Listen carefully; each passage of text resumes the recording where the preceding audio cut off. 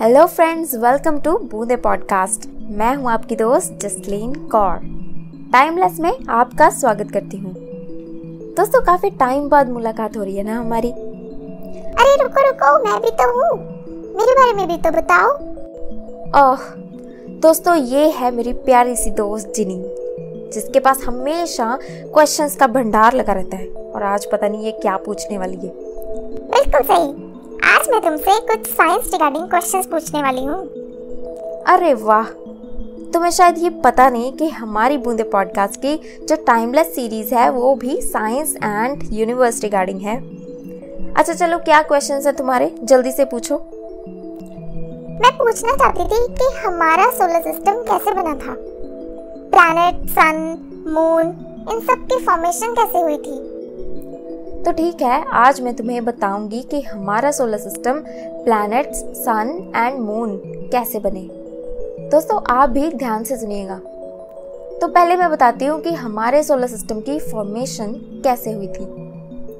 इसके बारे में सभी साइंटिस्ट की अलग अलग थ्योरीज एंड प्रिंसिपल्स हैं, बट कई थ्योरीज के हिसाब से सोलर सिस्टम की फॉर्मेशन 4.6 बिलियन ईयर्स पहले तब हुई थी, जब एक नेब्यूला गैस के बादल के अंदर एक जोरदार ब्लास्ट हुआ था। तो फिर इससे पहले क्या था? इससे पहले हमारे सोलर सिस्टम की जगह पर कुछ भी नहीं था।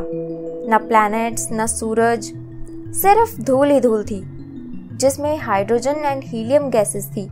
इन गैसेस और धूल के बादलों को नेब्यूला कहा जाता है। नेब्यूला से ही हमारे सोलर सिस्टम के प्लैनेट्स का जन्म हुआ था। प्रिंसिपल ऑफ नेब्यूलर हाइपोथेसिस के अनुसार नेब्यूला के फटने से उसके अंदर मौजूद सामग्री धीरे धीरे अलग हो गई और बादलों वाली धूल जो थी वो चारों ओर घूमने लगी। तो हुआ क्या कि चारों ओर घूमने वाले डस्ट पार्टिकल्स ग्रेविटी के कारण एक दूसरे से जुड़ने लगे और आकार में इतने बड़े होने लगे। एज ए रिजल्ट हमारे सोलर सिस्टम में प्लैनेट्स का जन्म हुआ। तो ये तो तुमने बता दिया कि सोलर सिस्टम और प्लैनेट्स कैसे बने। अब ये भी बताओ कि सन एंड मून कैसे बने। तो सुनो, ग्रेविटी के कारण हाइड्रोजन एंड हीलियम गैसेस और डस्ट पार्टिकल्स का ज्यादातर हिस्सा सेंटर की तरफ दबने लगा और फिर धीरे धीरे न्यूक्लियर फिजन की रिएक्शन हुई, जिसके कारण सेंटर की एनर्जी बढ़ने लगी और हीट पैदा होने लगी, जिससे सूरज का जन्म हुआ। और एक इंटरेस्टिंग फैक्ट बताऊं, सूरज पृथ्वी से 13 लाख गुना बड़ा है। 13 लाख। हाँ, मैंने पढ़ा भी था। जो सन का डायमीटर है वो हमारी अर्थ के डायमीटर का 110 गुना है।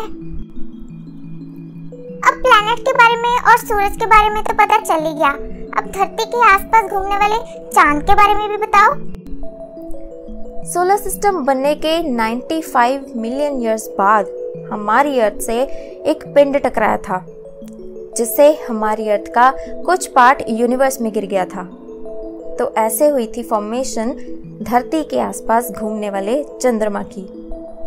हाँ, एक और बात, कुछ साइंटिस्ट के हिसाब से जो पिंड हमारी धरती से टकराया था वो अर्थ का 10% था, जिसे बाद में थिया नाम दिया गया था।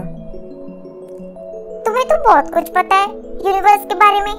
Thanks for the amazing information. सिर्फ थैंक यू से काम नहीं चलेगा, सारे क्वेश्चंस के आंसर मैंने दे दिए। अब मैं एक क्वेश्चन तुमसे पूछती हूँ और इसका आंसर मुझे तुम बताना, ठीक है? और दोस्तों, आप भी इस क्वेश्चन को ध्यान से सुनिएगा। What is the size of the moon? हमारे चंद्रमा का साइज क्या है? इस क्वेश्चन का आंसर भेजने के लिए हमारी ईमेल आईडी नोट कर लीजिए। हमारी ईमेल आईडी है boonde.podcast@gmail.com। अगले एपिसोड में फिर मुलाकात होगी मेरी और जिनी के साथ। बाय।